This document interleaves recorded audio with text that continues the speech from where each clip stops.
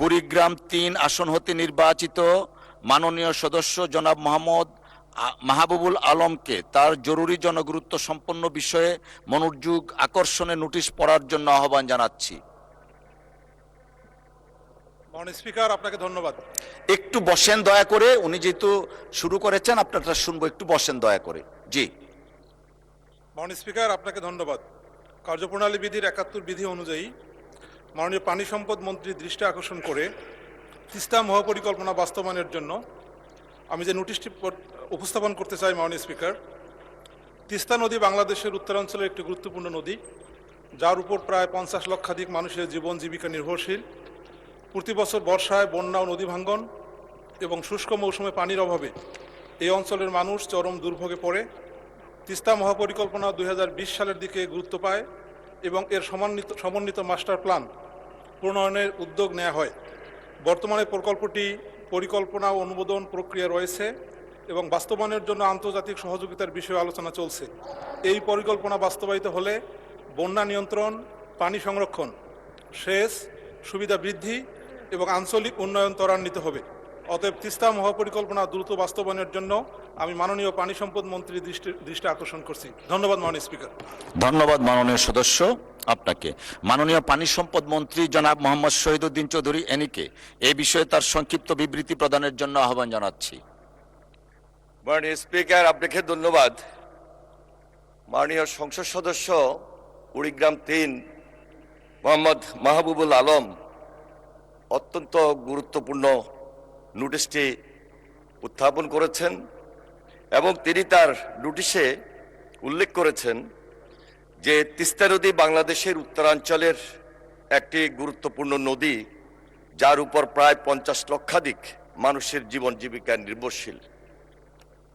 তিনি অত্যন্ত দায়িত্বশীলতার সহিত এবং সচেতনভাবে এই নোটিশটি এনেছেন। মাননীয় স্পিকার, আমি তাকে অসংখ্য অসংখ্য ধন্যবাদ জানাই। বিষয়টি এত মর্মস্পর্শী এবং আমাদের বাংলাদেশের প্রেক্ষাপটে এই মুহূর্তে খুবই গুরুত্বপূর্ণ বিধায় আমি এই নোটিশটির উপর 2-4টা কথা গুরুত্ব সহকারে বলতে চাই। যে তিস্তা নদী উত্তরাঞ্চলের মানুষের জীবন জীবিকার জন্য এতই যে গুরুত্বপূর্ণ, সেটা ভারত হতে বাংলাদেশের মধ্যে প্রবাহিত তিস্তা নদীর বর্তমান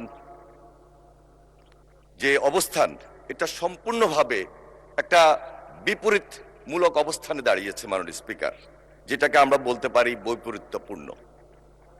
তিস্তা নদীর উজানে বাঁধ দেওয়া সহ নানা সীমাবদ্ধতার কারণে শুষ্ক মৌসুমে নদীর পানি প্রবাহ মারাত্মকভাবে কমার জন্য অনেক স্থানে পানি প্রবাহ প্রায় শূন্যের কাছাকাছি নেমে আসে, যার ফলে তিস্তা সেচ প্রকল্প সহ কৃষি কার্যক্রম ব্যাহত হচ্ছে। অন্যদিকে বর্ষা মৌসুমে উজানে অতিবৃষ্টির কারণে হঠাৎ বন্যা ও নদীভাঙ্গন সংঘটিত হয় মাননীয় স্পিকার, এবং এর ফলে বসতভিটা ও ফসলের ক্ষতির পরিমাণও ব্যাপক। তিস্তা মহাপরিকল্পনা বাস্তবায়নের জন্য বাংলাদেশ পানি উন্নয়ন বোর্ড ইতিমধ্যে একটি সমীক্ষা প্রতিবেদন প্রণয়ন করেছে মাননীয় স্পিকার। প্রস্তাবিত সমীক্ষা অনুযায়ী প্রকল্পটি যদি বাস্তবায়িত হয়, তাহলে তিস্তা পাড়ের মানুষের জীবন জীবিকার উন্নয়নের পাশাপাশি বন্যা নিয়ন্ত্রণ ব্যবস্থা শক্তিশালী হবে এবং নদীভাঙ্গন উল্লেখযোগ্যভাবে হ্রাস পাবে মাননীয় স্পিকার। এর পাশাপাশি শুষ্ক মৌসুমে পানি সেচ সুবিধা বৃদ্ধি পাবে, কৃষি উৎপাদন বৃদ্ধি এবং ফসলের বহুমুখীকরণ সম্ভব হবে, নদী তীরবর্তী এলাকায় অবকাঠামোগত উন্নয়ন তথা রাস্তা, সেতু, বাঁধ নির্মাণ হবে, কর্মসংস্থানের সুযোগ সৃষ্টি হবে এবং দারিদ্র্য হ্রাসে সহায়ক হবে মাননীয় স্পিকার। নৌ যোগাযোগ এবং আঞ্চলিক বাণিজ্যের সম্ভাবনাও বৃদ্ধি পাবে। সামগ্রিকভাবে উত্তরাঞ্চলের টেকসই ও সমন্বিত আঞ্চলিক উন্নয়ন নিশ্চিত হবে, এই মর্মে সমীক্ষা প্রতিবেদনের মতামতে উল্লেখ রয়েছে।